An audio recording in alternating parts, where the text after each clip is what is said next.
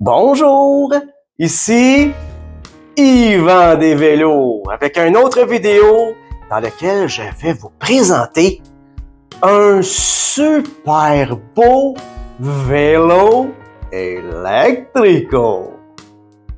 Je vous présente le super petit vélo compact, pratique et pliant Teslica B3H.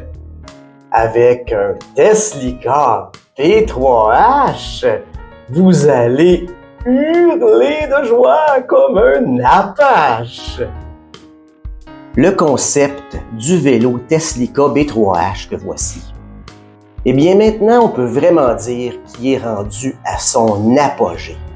Et en plus, c'est le seul petit vélo pliant au monde à être accompagné de la garantie exclusive Teslica de 10 ans. Le Teslica B3H fait un match parfait avec tous ceux qui recherchent un vélo léger, compact, confortable, versatile et qui offre une facilité d'entreposage optimale. Il convient à la plupart des personnes entre 4 pieds 10 et 6 pieds 3 et il vous offre une autonomie impressionnante jusqu'à 120 km avec une seule charge. Il y a une belle petite boîte ici qui vient avec votre vélo Teslica B2H. Voici ce qu'il y a dedans. Premièrement, on a le livre de l'utilisateur. Aussi, on a un chargeur intelligent qui peut se connecter dans n'importe quelle prise 110 volts. Aussi, il y a des clés, voilà, 2 clés pour débarrer la batterie du vélo et aussi faire fonctionner le vélo avec un petit porte-clés. Ensuite de ça, moi personnellement, je vous offre un petit morceau de plastique ici qui sert à rentrer dans l'étrier de frein quand la roue avant est enlevée du vélo pour pas que si par inadvertance quelqu'un pèse sur la manette de frein quand la roue n'est pas installée, eh bien ça ne désajustera pas l'hydraulique du frein. Et aussi un petit morceau de plastique ici pour rentrer sur la fourche du vélo quand la roue n'est pas installée afin qu'on puisse déposer la bicyclette par terre sur la fourche sans graffiner la peinture qui est sur la fourche. Donc c'est ici, sous la bicyclette, qu'on va venir entrer la clé. Une fois que vous avez inséré votre clé, eh bien, il y a 3 positions de clé. Puis quand vous l'avez rentrée, vous êtes dans la position du milieu. Donc, on peut tourner la clé dans un sens, vers la droite, ou la ramener au centre et la tourner vers la gauche. Si ça bloque, ne forcez pas sur la clé parce que ça pourrait briser. Poussez un petit peu vers le haut pour que la clé prenne sa place et puis pouvez, voilà, la tourner comme ça. Quand on utilise la bicyclette, eh bien, la clé est en position vers la droite et puis elle est bloquée là. On ne peut pas retirer la clé en tirant dessus, elle est bloquée. Donc, pendant qu'on utilise le vélo, la clé reste là. Si je veux retirer la clé, eh bien, il faut que je la ramène en position médiane. À ce moment-là, je vais pouvoir la retirer. Voilà. Ou bien, je peux la mettre en position de retirer la batterie et dans cette position-là également, je peux retirer la clé. Maintenant, la clé est enfoncée en position médiane. Remarquez ici le bouton de sécurité de la batterie qui est sorti. Si je tourne la clé vers la droite, eh bien, regardez ce qui se passe avec le bouton de sécurité. Avez-vous vu? Il ressort un petit peu plus. Donc, ça, c'est la position où on peut utiliser la bicyclette. Maintenant, je vais la ramener en position médiane. Clic. Vous avez vu le petit bouton bouger?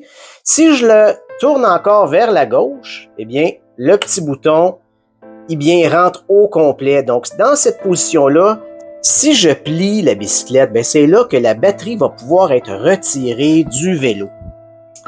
Donc, qu'est-ce que je fais, moi, quand je prépare une bicyclette neuve? Eh bien, je vérifie tous les specs de fabrication. Je passe vraiment le vélo au peigne fin pour être sûr qu'il n'y a aucun défaut, qu'il n'y a aucun danger ou qu'il n'y a aucune pièce qui peut se désajuster prématurément.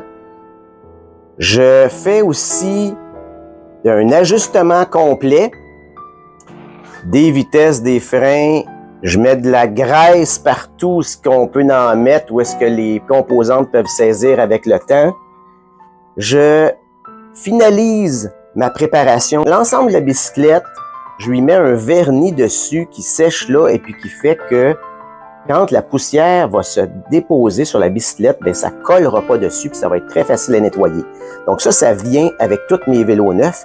Et aussi, j'ai un produit de traitement pour le caoutchouc des pneus.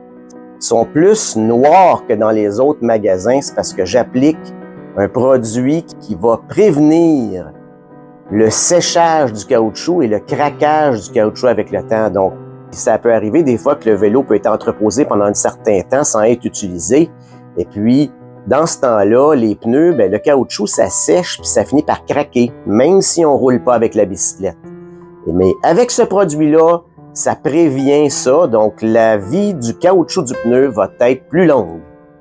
Une autre de mes additions personnelles à moi, eh bien, moi, je veux que mes clients soient ultimement en sécurité quand ils vont utiliser une de mes bicyclettes. Donc, moi, je rajoute gratuitement des bandes réflectrices sur le côté, en avant ici, et également, j'en mets en arrière sur le côté des rouges pour pouvoir utiliser le throttle.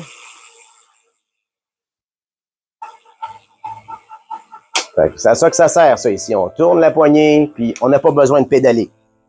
Intéressant de noter que le throttle sur le vélo Teslica, contrairement à beaucoup d'autres vélos électriques, est progressif. Donc, si on le tourne juste un peu, eh bien, la roue va tourner pas vite. Plus qu'on le tourne, la vitesse de la roue va augmenter. Ça vient avec un levier de vitesse 7 vitesses à bouton poussoir de bonne qualité. Donc, ce bouton-là ici, il sert à changer la vitesse avec le pouce vers les plus faciles. Donc, ici, je viens de changer la vitesse de 2 jusqu'à 1. Et on peut mettre l'index ici. Pousser avec notre index pour aller vers les vitesses les plus dures. 3, 4. Évidemment, il faut pédaler par en avant pour changer de vitesse. Et voyez comment la sonnette est bien ergonomiquement placée. Ça, c'est de la penture, monsieur, madame. C'est gros, ça ne deviendra pas slack, là, après une couple d'années. Ça va toujours bien fonctionner. C'est ici qu'on connecte le fil du chargeur pour recharger la batterie du vélo sans être obligé de l'enlever. Donc, voici maintenant comment on plie la bicyclette. Premièrement, eh bien, on plie les pédales. Pour ça, on pousse et on va vers le haut comme ça. Même chose pour l'autre pédale. Et comment c'est facile. Ensuite, il y a un petit loquet de sécurité ici sur le levier. On le pousse et ensuite on tire sur le levier. Voilà. Ensuite, eh bien,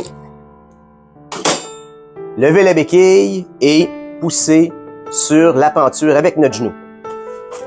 Comme ça. Ensuite, eh bien, on a juste à pousser avec notre pied, comme ça, et aller déposer la bicyclette. Quand je me fais demander, c'est quoi ça, Yvan? Il y a quelque chose qui dépasse par en dessous. Oui. Ça sert à accoter le vélo à terre quand on le plie. Ensuite, eh bien, on a juste à ramener les deux moitiés ensemble. Une fois que les deux moitiés sont revenus ensemble, eh bien, on peut plier le guidon. On a juste à ouvrir la petite switch ici et tirer sur le levier. Et, tout simplement, amener le guidon vers le bas. Votre vélo est plié. Pour le déplier, eh bien, on fait le contraire. On ramène le guidon. Il y a juste une petite chose qu'il faut faire attention là, quand on remet le guidon à sa place. Il faut que le levier soit complètement en bas. Vous voyez, quand je mets le levier en bas, la petite pièce ici, elle ressort plus. Si le levier est un peu fermé, quand je vais essayer de remettre mon guidon, bien là, ça va accrocher ici. Mais vous voyez, si le levier est complètement ouvert, il va rentrer dans son ancrage ici, vous voyez. Alors là, la pièce est qu'un peu plus loin à cause que le levier est complètement ouvert. Fait que c'est là que je vais pouvoir bien accoter mon guidon et ensuite juste refermer et clic. Et voilà, on applique les freins. On lève la bicyclette. Bien, on la ramène comme ça. Voilà, on peut la ramener comme ça. Et on remet le petit levier. Clic. Et voilà. Maintenant, pour remettre les pédales, on a juste à les tourner. Clic. Et l'autre. Clic. Et je remets ma béquille. Voilà, c'est facile, hein? J'aime bien ici comment que c'est fait. Le système de pivot de suspension est gros. Et puis ça, c'est pas le genre de pivot qui va devenir lousse avec le temps, là. Puis aussi, quand on a le roulement à l'extérieur du cadre, eh bien, la torsion latérale du pédalier se fait sur une distance plus large. Donc, c'est vraiment beaucoup plus solide que si on met les roulements à l'intérieur du cadre. Fait que ça ici, c'est vraiment bon, là. J'aime ça, voir ça. Mais tous les vélos Teslica sont de même, là. Contrairement à beaucoup d'autres vélos électriques que je vois, c'est vraiment fait pour durer longtemps sans avoir à réparer. En plus, cette bicyclette-là est équipée de la technologie Torque Sensor. Ça veut dire qu'à l'intérieur de votre boîtier de pédalier, il y a quelque chose qui mesure combien de pression vous êtes en train de mettre dans le vélo en appuyant sur vos pédales. Et c'est par rapport à ça que le vélo électrique va vous donner une poussée pour vous aider à pédaler. Fait que vous allez vraiment vous sentir bionique de façon naturelle. Le vélo donnera jamais de coup qui est pas égal à la pression que vous êtes en train de mettre dans le vélo en temps réel. Et en plus, avoir cette technologie-là dans le vélo à ce prix-là, c'est vraiment pas cher. Maintenant, je vais vous présenter toutes les améliorations qui ont eu lieu sur le modèle B3H par rapport à l'ancien modèle B2H.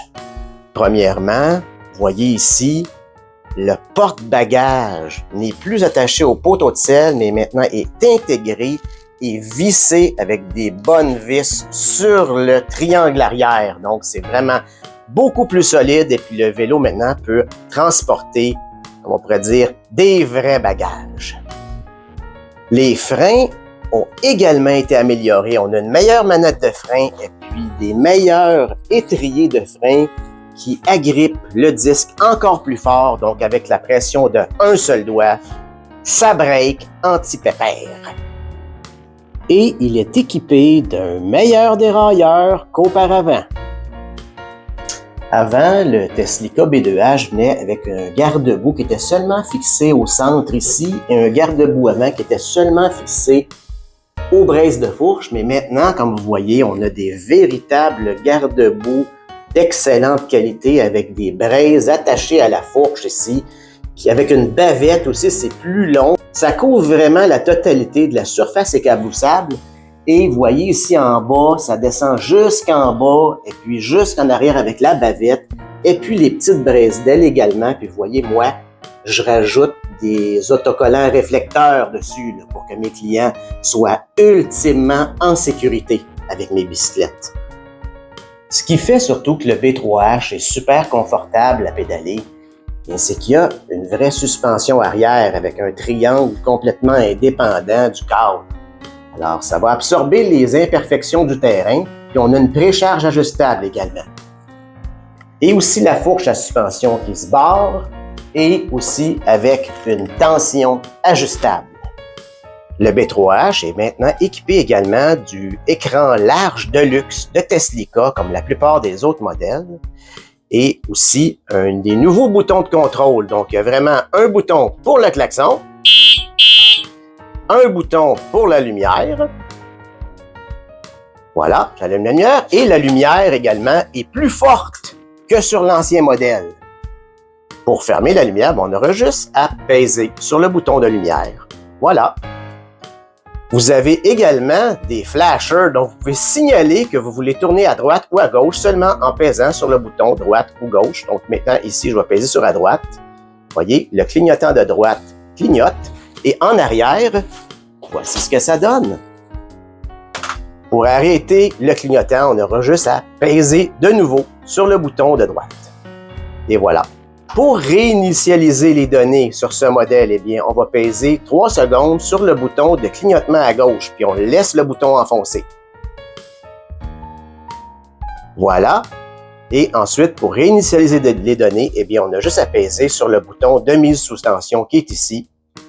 Et voilà, ça écrit Succeed, donc les données sont revenues à 0. Ensuite de ça, je repèse sur le même bouton de clignotement à gauche longtemps et ça revient à l'écran principal.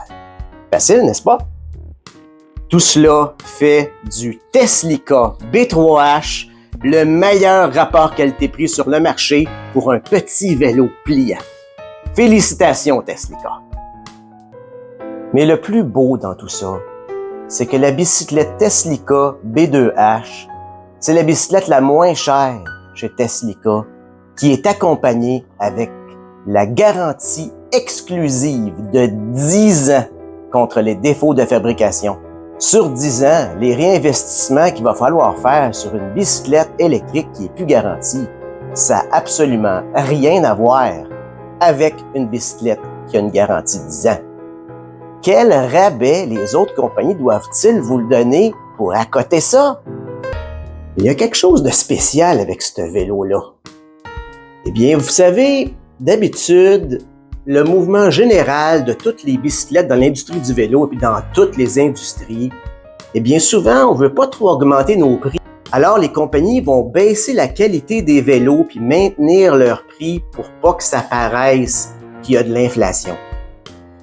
Mais avec le B3H, toutes ces améliorations-là que je viens de vous décrire n'ont même pas fait augmenter le prix du vélo. Il se vend encore le même prix qu'avant. C'était déjà pas cher. Mais à cette heure, il n'y en a pas aucun qui peut battre ce rapport qualité-prix-là. Calculez ça comme vous voulez. Ce sont les vélos Teslica les moins chers sur le marché. Donc, félicitations à ceux qui le constatent. Et en plus de ça, eh bien, c'est un technicien élite, moi-même, qui vend des vélos, qui prépare la bicyclette. Alors, je vous remercie de m'avoir regardé jusqu'à la fin. Je vous recommande fortement ce modèle. Si vous avez aimé cette vidéo, eh bien, n'hésitez pas à me faire un thumbs up puis à vous abonner à ma chaîne. Alors, c'était Yvan des vélos avec une préparation de vélos électrico. Merci beaucoup. À la prochaine, les amis.